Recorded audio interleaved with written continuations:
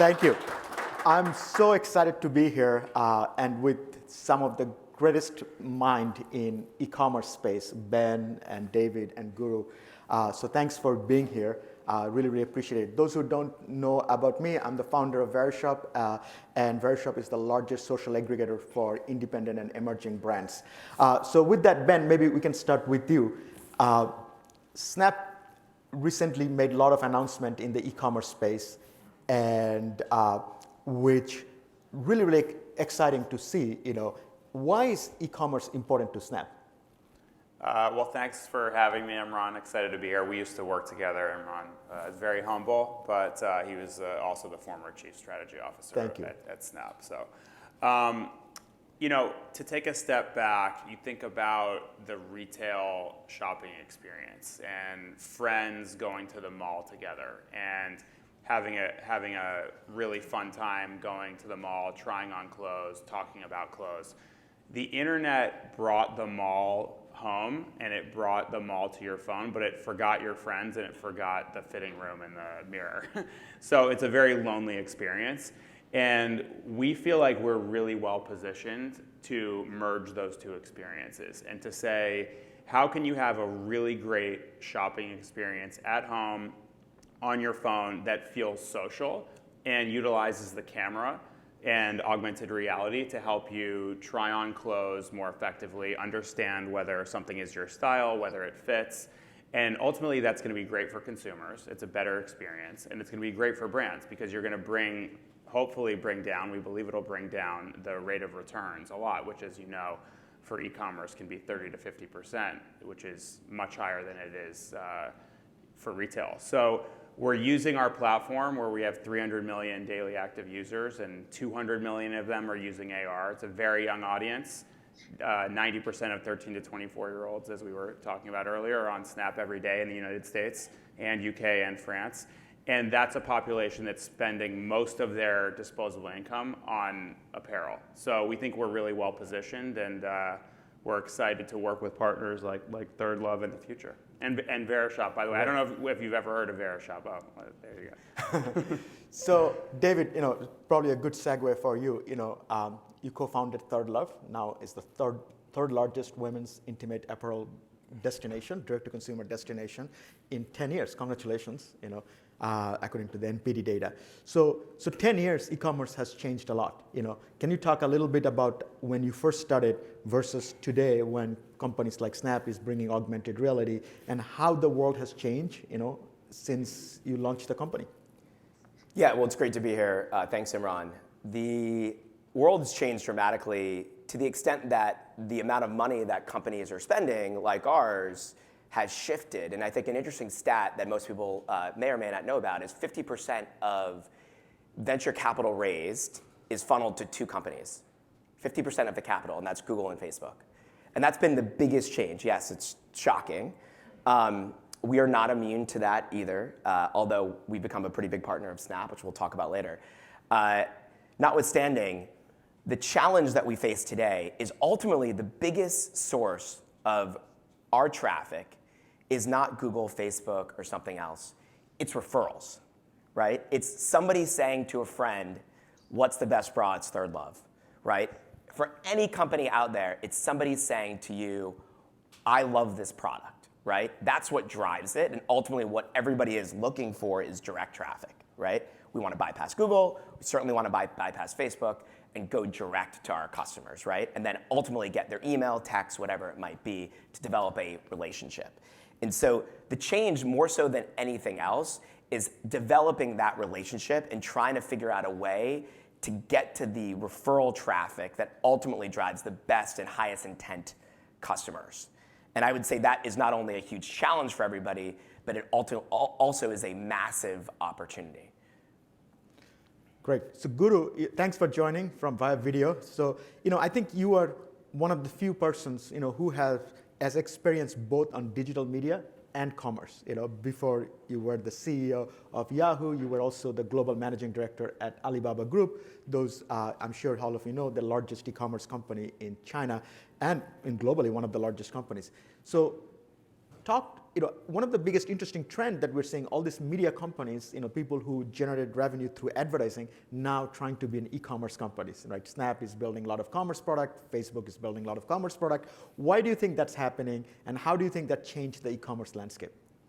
Yeah, thanks, Imran, and really good to be with you guys. And I'm sorry, I'm not being social and being with you all. I'm just in West Coast. Otherwise, I would love to be there today. So it's great to see all three of you. Amazing things you're doing with your companies. I'll just say, just to set the foundation a little bit, I think, Imran, to your point, when you talk about Alibaba and more broadly what's happening, just so the context, right, there are more than 2 billion people today who are shopping or purchasing goods online. So just to give the scale, it's about $5 trillion of GMV. If you want to add that up, I think Alibaba on that scale is north of $1 trillion when you see that. And when you think about, I think each one of you are doing that and what's happening in the market as you think about e-commerce, commerce has been a very, very fundamental behavior. If you go back centuries, not just now, trade and shopping and similar to, call it watching sports and managing money or anything that's fulfilling needs and wants. So as you think about what's happened on the content side, I think content has been a great pillar. I think Snap, back to what Ben was just explaining too, I think Snap is a great part of, there is a lot of social content, but as you start peeling the onion on a lot of this content, what ends up happening is there's a lot of commercial intent.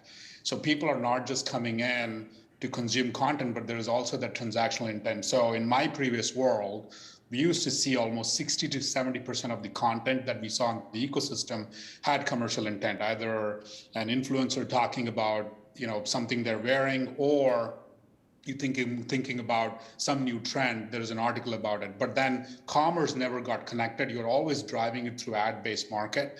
One of the pieces I've talked about, the future is going to be ads is going to transition more and more commerce. Actually, if you think about ad-based model, in the end, an advertiser putting an ad unit out there for a car to a watch or anything you buy, the intent is for you to go shop.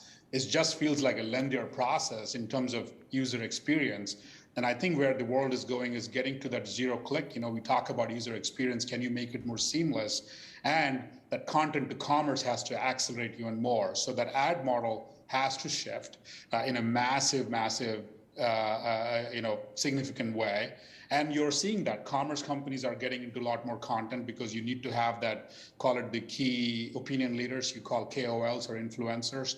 They need to come and help create content and create that ecosystem. They have to be more and more social. And then at the same time, content companies have to change how they're thinking about not just ad model, but also going into the commerce model, because that's where consumers are going. I think numbers are saying it today. You look at total retail in China, about 50% of total retail is e-commerce. US is about 15 to 16%. So I think a lot of this trend is going to go more and more towards the right direction. I think all three of you and many of the companies out there are going in that right way. But a lot of change will come in the new commerce. Content to commerce, I think, is almost table stakes in that way when I think about media companies. But as you think about social commerce, I know we'll talk about that a bit more, the innovative formats, what metaverse does to commerce in future, and of course sustainability as well. I think those will be the 4 pillars going forward. So I think you raise an interesting point about content and commerce, and I think one of the things that we are trying to do in Verishop is that we have all these independent and emerging brands, over like 600,000 different products on our platform, and how do we help consumers shop those products? And so we are bringing live streaming, we're bringing a lot of shoppable content so that it drives inspiration and people can shop from the inspiration. So if you look at e-commerce, that it really started as a search base, right? Amazon is effectively a search business, and you know exactly what you're looking for and you search. But as there is a lot of proliferation and people are building this incredible brand and incredible product, and discovery is one of the challenge. What are the challenges that Snap is seeing that in the e-commerce space that you think there is a big gap that Snap can potentially solve the problem? Yeah, so if you look at the last 20 years of e-commerce, and all of the progress that we've made technologically, the experience is remarkably static, right? There's a retailer's website, there's a page a grid where you see all these products, you see models that don't necessarily look like you wearing the products. There's a product detail page, and then there's a checkout flow. This is how it's been done for a long time, and we think there's just better ways to do it. One of those ways is something that Vera Shop has done a great job with, which is a feed of content that's personalized, that helps you get more detail and context about a product, and it helps you develop a deeper connection to that product and increase your affinity and likelihood to purchase it. So for us, we have a number of things that we're doing. One, just to go back to my previous point about augmented reality. Augmented reality is really powerful because you can see what you actually look like in the clothes, right? So instead of it being a model that, again, doesn't resemble you, or maybe they do, but in many cases they don't, you can actually try the clothes on, and that can work on our platform. It can, increasingly, I think you'll see retail stores start to deploy this technology as well. That's going to increase conversions right there. And then for Snap specifically, outside of augmented reality, we have a couple platforms. Again, I'll give Vera Shop another shout out for being a very innovative first mover here. They're saying all the great things well, because I invited him. We have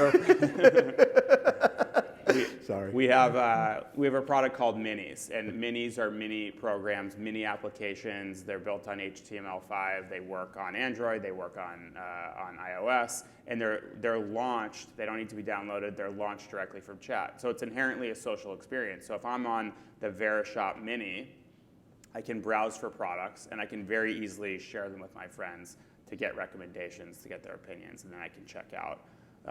It's very seamless. And then the most recent thing that we're doing, another thing that we're doing, is around content, right? And I think you guys have done a great job in your app of really thinking about this content consumption experience and working with creators. And we're doing something very similar. So Vera Shop has a channel on Snapchat. It's shoppable content. It's creators making videos where you can learn about the product. You can swipe up and buy it. It's a great experience. So we're really excited about that. And then the third thing is we just launched a creator brand marketplace.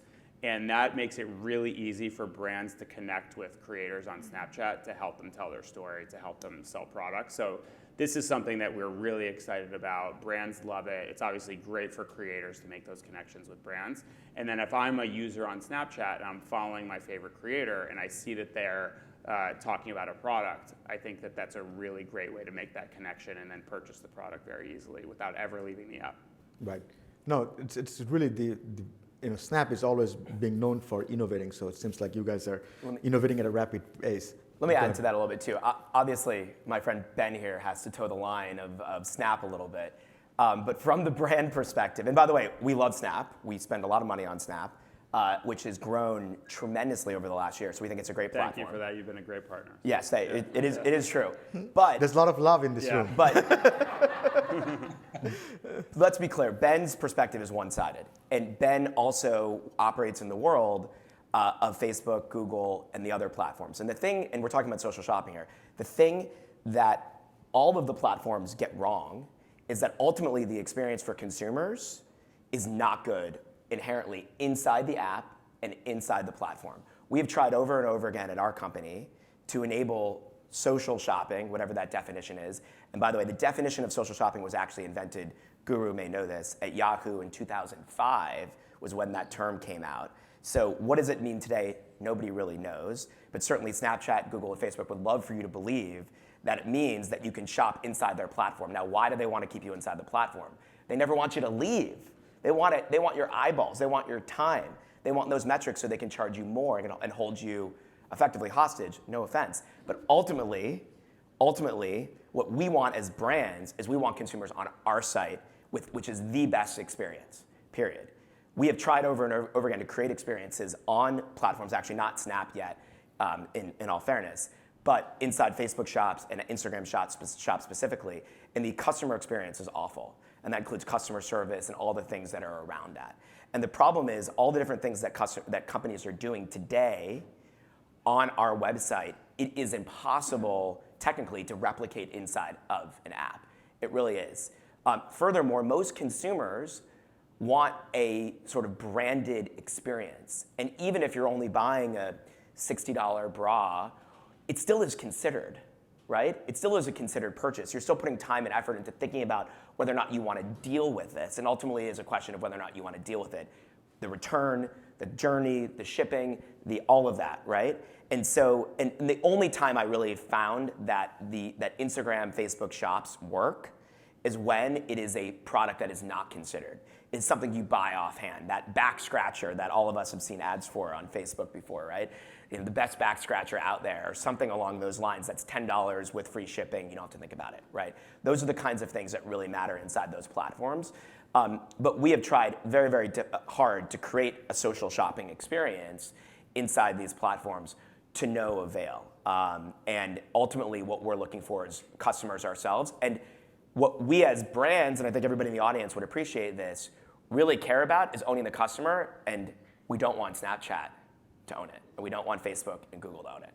So actually, this go for it. Yeah. Well, so Bring it on, Ben. No, just so you know. I like it. First of all, you don't know until you try. So let's Fair try. enough. But I think that our objective, right, is to help our partners like you, right? So whether that transaction happens on your site or an app or our app, that's fine. We want to make that conversion happen. And one of the things that we're doing is we have a product called Camera Kit, and Camera Kit takes our AR technology and allows partners to build that technology and ecosystem directly onto their site, directly into their app. So they're able to leverage the built-in platform that we have to say, hey, you can try this product on. You don't even have to go to Snapchat to do it.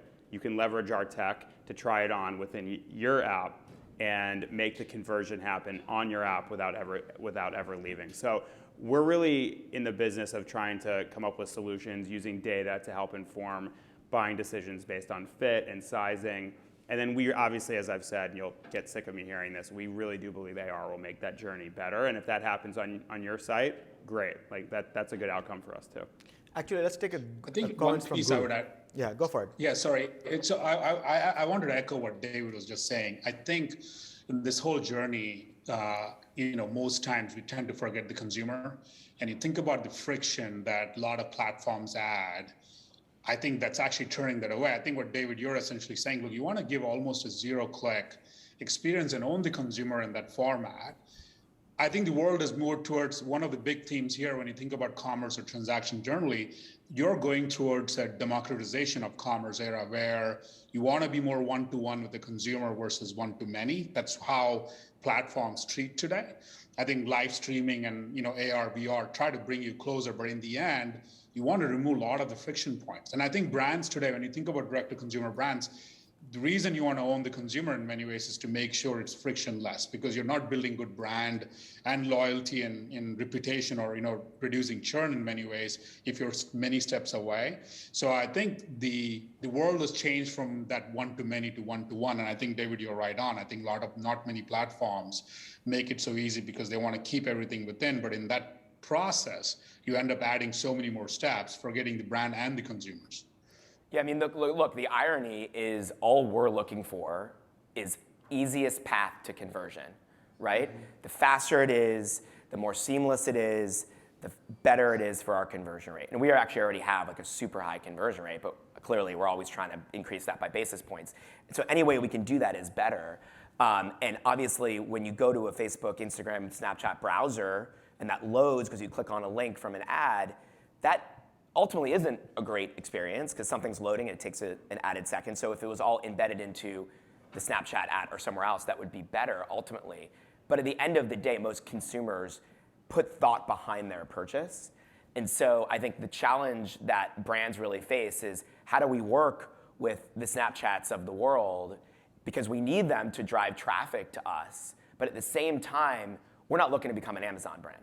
Right? And so there's already tens of thousands of searches per month for my brand on Amazon, which with nothing coming up, or actually there's a number of companies that advertise on our brand term within Amazon. But if we wanted to do that, we might as well just, we could turn all of our shops on Snapchat and other places and just become a product that is available everywhere.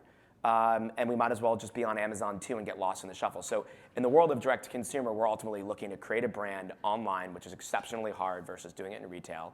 And we're looking to create unique, really in-depth sort of intimate, no pun intended, given the category I operate in, relationships with our consumers, and by the way, relationships that last a lifetime, and obviously the category that we've built is one that usually does last a lifetime, and the best way for us to do that still today is directly on our site with our customers. So I'm hearing, if I've got it correctly, this it feels like a little bit of a conflict, right? One, you want all transactions to happen to your site, and if I'm getting correctly, one, you want to build the relationship with the customers, and number two, you also want to give the customer a good experience. And have a really fast conversion. Really fast conversion. So the question really, actually, before I get to that question, maybe audience, if you can help, you guys can participate. Like, how many of you prefer buying only from the brand site, not buying from any aggregator site? Okay. And how many of you prefer to buy from a platform that has lots of other assortment and you can look into it, what you buy? Okay, so it seems like half and half. But so it depends on the category, though, too. Okay. I think that's the one stipulation, is it really depends on the category ultimately within e-commerce. But yeah, I think that the audience generally was. Yeah. So Imran, can I make one quick point? Sure. Sorry to interrupt, Imran. Yeah.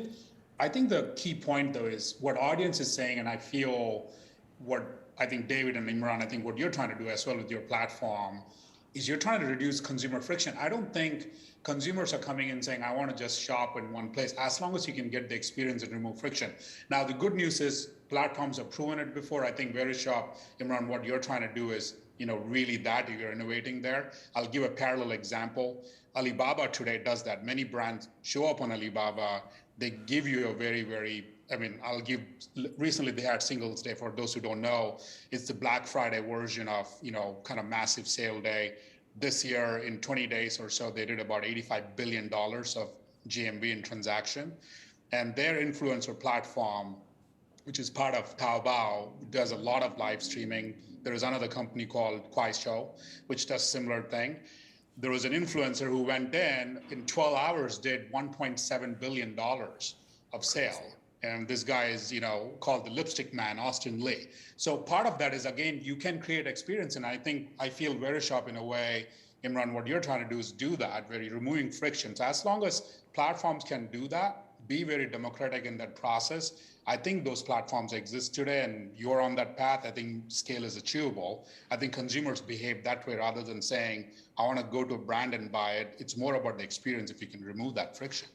Yeah, and Imran, as a pitch for Verishop too, to my earlier point, it really does depend on the category, and the category that you've chosen of luxury goods and luxury items and apparel and stuff, that is the type of category, which is why you chose it, that really does need a direct relationship, a direct experience that you wouldn't get on a platform like Amazon. Right. Well, but I do think it's important to note, because we talked about the Mini that Verishop built. Right. The idea, and I think your perspective, I'd like to hear it, is that you're going where your customers are. That doesn't mean it's going to replace the Verishop app. It doesn't mean it's going to replace the Verishop website. But it is front and center in the experience of, like we said, potentially 300 million people who are using our app every day, who are spending 40 minutes a day on that app. And the ads that you're running, or that ThirdLove are running, it's all about conversions, right? And so we believe that there's a real potential, if we are working with partners to build these mini app experiences, to have the ads potentially link directly to those minis, because we agree the micro browser experience is really bad. Yeah. It's not good for anybody. But if you can, everybody has the same objectives. And so if the Verishop ad can lead to the Verishop mini, and it's a seamless experience, then I think that's good for everybody. It's certainly good for consumers, and it's good for brands. So, our position is, again, we want to help brands achieve their business goals, whether that's on platform, whether it's off. And I think Snap uniquely has the opportunity to learn from others' mistakes. I agree. I think the platforms have done a really bad job of this. And that's how we've approached things like how we think about privacy, how we think about security, how we think about content moderation. These are all things that we've been able to improve on because we have the advantage of seeing how others have potentially made missteps in the past. And I think commerce is another example of that. I think you guys are, I'm going to try to summarize a few things. I think the most interesting thing for e-commerce that all of you talked about is this experience. And we have seen that as well, because this is a very different than you're seeing an ad, that if you don't like an ad, you swipe up and you move on. But when you're buying something, you're giving that platform your money.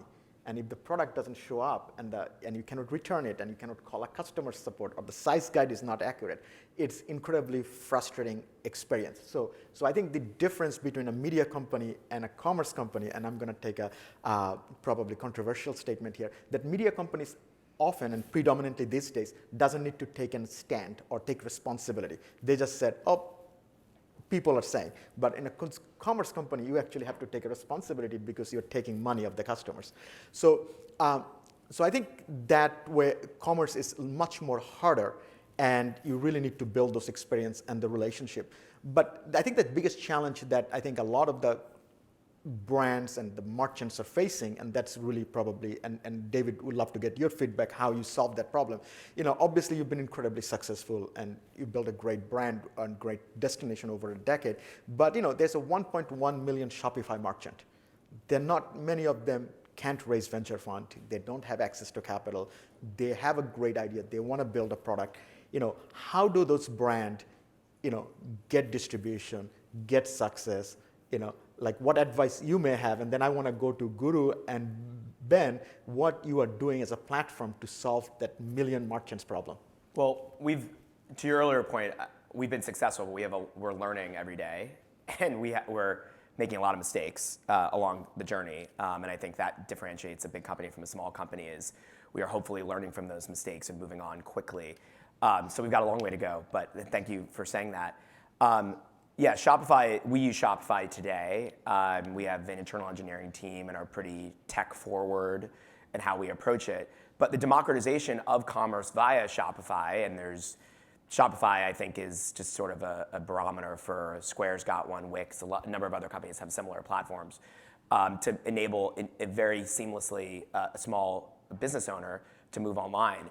Ultimately, I think you have to have a differentiated product, right? Because if you don't have a differentiated product, you might as well be on Amazon or some other larger platform. There's no reason to create your own site. Maybe there is once you develop that customer base, but at the beginning, certainly you're going to get the most attention by being on a large platform. And two, the best part about Shopify is the ability to easily hook up to Snap, Facebook, et cetera, so you can track customers all the way through for the most part. And I think the ability to be able to insert cookies and other technology tools into your stack really easily, really seamlessly, and especially for somebody that's non-engineering oriented, that doesn't know how to do any of this, it's probably the best part of these tools because it's enabled really the democratization of ad tech for the rest of the world. Most companies, as you said, haven't raised venture capital, don't have internal tech teams.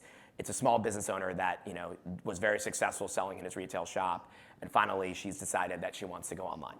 And so that difference is, they may not know how to actually create that, to make that jump online, and these platforms really, really easily enable it. So I think it's a very good thing for the world, but how do you stand out? You've got to have a really good product. You've got to be able to. The good thing about these tools is you can place very small bets in an auction marketplace on Facebook, Google, Snap, et cetera, and get eyeballs very quickly. And hopefully you have a product that has a high lifetime value and high repeat, and people come back and buy again because they liked it and didn't return.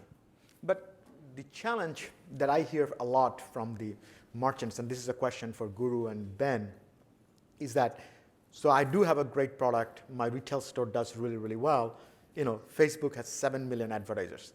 How do I get attention on Facebook? And I don't know how many advertisers Snap has anymore. I don't know whether it's public or not, so I'll keep my mouth shut here. So maybe Guru, with that, what can these platforms do better to give this, because digital advertising is, you were on the IAB board, David. It's not easy. We keep hearing iOS 14. Most people probably don't know what iOS 14 is. So how do these brands navigate? I would say, there are a few things that become important for platforms, for brands to navigate. One, I would say, first and foremost, if I think about data, I think one of the big challenges a lot of platforms have today, the two-way street of sharing data doesn't happen as much with brands. And I think the more you do, interesting enough, both win a lot, at least in the commerce world. Now, in the ad world with iOS 14, and as you think about the cookieless world, there are a lot of different complexities that get added on sharing data. But I think data sharing generally with brands and platform both ways should be more and more open, because if you share more data, the brand does better. If they take the data back, they come back, they improve the product. You have a whole good network effect that happens. So that's number one. Two, I think platforms have to start providing what I call tools. Now, I think Shopify does a lot of that, but even if you're a non-commerce platform, more ad-centric, I think there are things that you do at scale. I think payments become a very, very important piece. I always say brands don't need to go solve for the payment problem. I think you should depend on platforms to do it because it's commodity in many ways. And what platforms bring to table is the scale of users. So payments and any other, call it merchant tools that are more commodity, is something that the platform should be providing and doing better and better. And there are cases they've done well. There are more things that need to happen better. And then the third and the last pillar, I would say, around content creation. I think this is one where ads is a form of content, but I think platforms, as I talk about content to commerce, you take any brand, that collaboration of what content resonates with the consumers you have on your platform. There is a lot of effort going on creating paid content and not just ad units, but really educating consumer. It's interesting, there is not much collaboration that happens between the platform and the brand to co-create a lot of those content and bring consumer. And I think, look, the net of it, because it's crowded, you talk about Facebook having 7+ million advertisers. I think you look at Google ecosystem, it's a massive advertiser base.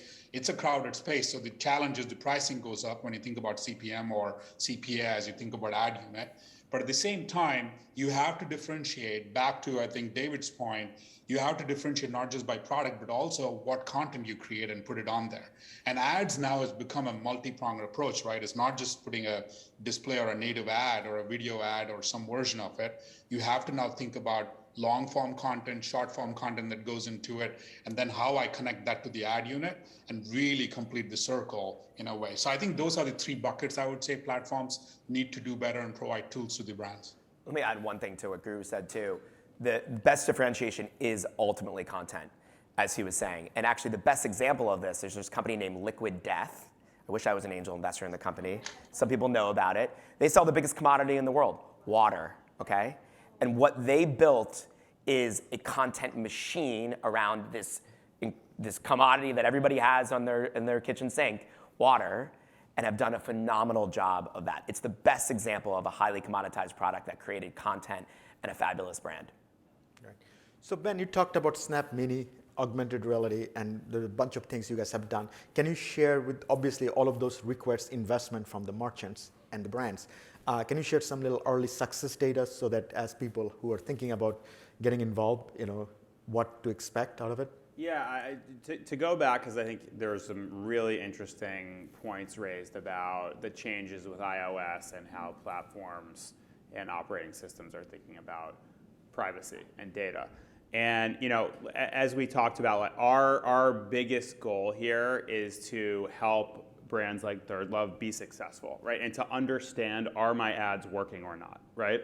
So the changes with iOS 14 and with iOS 15, the changes are really about, like, how are we measuring the success of these ads? Are they working? If I see an ad, is that converting into a transaction?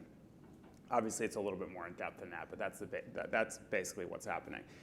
SK Ad Network rolled out. It's doing an okay job. I think we have a ways to go. And I think it's on platforms to say, we're going to make our first-party measurement tools around estimated conversions, advanced conversions, and make sure our partners understand how to use them and how to interpret the data that they're getting. And what we're seeing is the ads are working as well as they ever have. And I hope I hope you feel that way. But I think that there's a learning curve. Do you mean your stock price is the highest it's ever been, or revenue is up? Well, no. I think it's about are the ads working? And from what our data is telling us is they are working. And part of the challenge is, hey, let's learn how to interpret the data that we have. And part of the reason why we're really excited about some of these content experiences, some of these native commerce experiences on Snapchat, like we talked about, is the more information that we have about what kind of products people like and what they're purchasing, that's data that we're going to be able to pass along to advertisers to help their campaigns be more effective as well. Right. So, and then to your point, I think there's another piece of this, which is just using data, machine learning, artificial intelligence to help things like sizing. This is a massive problem. We talked about it at the beginning.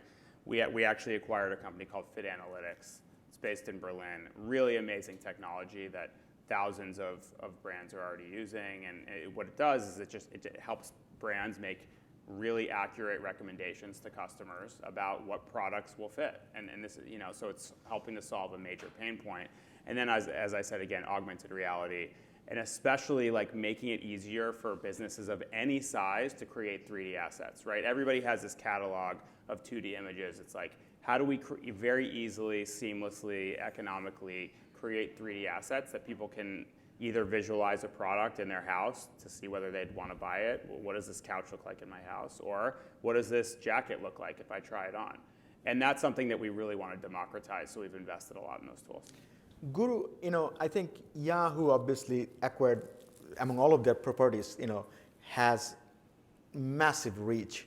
What you guys have done, or what you can say that how they are thinking about, changing the commerce landscape. What kind of product makes sense for companies that are not quote unquote social, but still has a significant reach with content, can play into it. Yeah, so I would say it's a great point, and something I mentioned earlier, when you look at content, even though you're not social, this is something I've said publicly before, which is, almost 60 to 70% of the content on the Yahoo ecosystem in a way has commercial intent. One of the areas, email as an example, it's the second largest email ecosystem in the US. Today, Yahoo was positioned, if you look back 10 years, the email was positioned as, it was a spam inbox, right? You sent your receipts, you sent your discount coupons, or any store you went, you signed up, your newsletters all went there. The interesting thing that came out of it, when I came in, post Alibaba, there was all commercial signals in many ways. And you're maintaining a catalog of things like, things you shopped. Oh, I bought Noble pair of shoes. I want to go check what size I got, what color, all of that, just go and look at the history. One of the great outcomes that came out of it, but friction was an important part to remove from it. So today, if you have the Yahoo inbox or mail, you see a groceries tab because there are millions of users who are shopping groceries either on Walmart, Amazon, Whole Foods, any of that. The key is now, how do I remove that friction? So there was a partnership with Walmart done in a way where you can come in a frictionless way, literally search the groceries, what's on Walmart's site, pretty much on Yahoo itself, and be able to add to your shopping cart and check out. So the idea again was to remove that friction point and bring in, not play an ad role, but more of transaction there. So I think media companies do need to get there. But I think, Imran, what you mentioned earlier, one of the things media companies broadly don't get, which commerce companies get really well, is the experience. The logistics of it, can you make sure you give me the customer support? I think that's where platforms can help build more connection.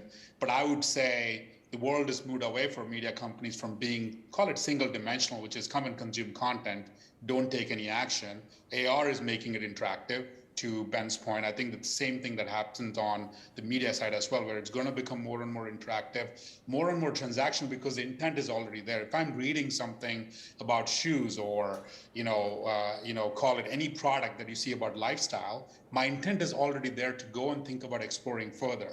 What naturally happens is the next step you took is go to Google, or you're on Instagram, or you go find a brand to transact. Why do you need to go through the 10 steps or 10 or 15 days after? Bring that all together, remove the friction, put it end to end in the same platform. And I would say that's the path media companies like Yahoo and many others will go down that path. David, question for you. What do you want to see from guys like Guru and Ben and the other platform guys who are not in the platform? Like, what problem that, if they have 12 months from now, we come back to this panel and you want to say that, hey, just solve this one problem for me. That's obviously achievable problem. What do you want them to solve? Well, first of all, I think let me just say Snap has been a great partner, actually, and I really appreciate Ben and Evan creating a real viable competitor to the duopoly of Facebook and Google. And I truly mean that, because we've increased our spend dramatically with them at the expense of Facebook. So I think the most important thing is deliver us great customers that convert. So how do you get customers to convert? Help us target customers that have high intent, that are ready and looking for the products that we offer. Right? And that's ultimately the holy grail of marketing. And actually, I think the interesting thing too is companies like Zeta, and we're huge fans of Zeta, have created centralized databases, centralized systems of data, massive repositories of data to allow us to find these customers all over the place, whether they're internal on our SMS or email list, or they're external. Maybe it's over the top, maybe it's display ads, maybe it's on Facebook or somewhere else. But ultimately, these centralized databases, these CDPs, and Zeta probably has the best, and I'm not just saying that, enable us to actually go out and find those customers who have the highest intent. And I would say actually the easiest thing to do is when you're small and you're targeting a very small number of people, that inventory is massive for you. It's very easy to find those people, and every company, when they're little, including us, by the way, can easily gain traction pretty quickly at low cost customer acquisition costs or CACs. Because it's easy to find those targets and the inventory readily exists. And the hard part is when you start getting to scale, getting to the outer boundaries of the audience segments where the people just have lower intent. And it starts becoming more and more costly, which eats into other areas of your business profitability and ability to invest in R&D, et cetera. And that ultimately is the biggest challenge that I think we brands and everybody else out there needs to push companies like these to help us find these great customers at a lower and lower cost. Yeah, and great point. If you're a marketer out there and you have not spoken to Zeta, obviously you should, because the data plays such a critical role, engaging with your customers. So I always like to end the panel with the topic of the panel. The topic of the panel is what comes next for social commerce. We talk. So if we have to summarize, we have 3 minutes left. So each of you get 1 minute. That what comes for social commerce in next 1 year or 3 years? Guru, why don't we start with you?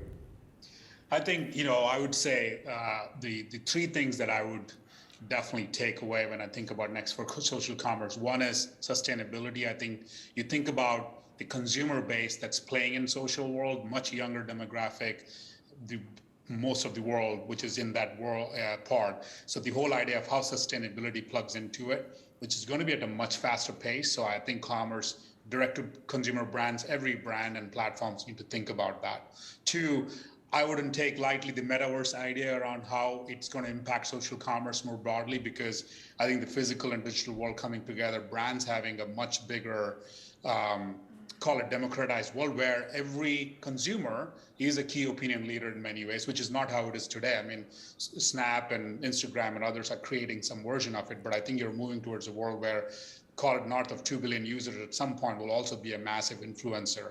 And the third piece I would say is that one-to-one interactivity. I think that's what David's talking about. That piece becomes more important, though influenced by your social ecosystem. You think about your friends and family and the environment that's there, and also how brands interact with you. David? So what comes next for social commerce? I don't know how this manifests itself, but I believe that every brand will be able to create their own social network, and it won't be around sharing cats and sharing photos of your family and being able to play games together. It will be something entirely different, and it'll be something entirely related to that brand. I think we're at the beginning innings of that. We've seen that with a number of sort of QVC style businesses that have been built where you can, via video and sort of what's called social selling, which has actually become very popular in China and Japan. You can easily be able to sell any product out there in a QVC style thing on your own website, not on somebody else's platform. So I believe something like that will manifest itself over the next 1 or 2 decades, where we as the brand will start truly controlling our customer acquisition.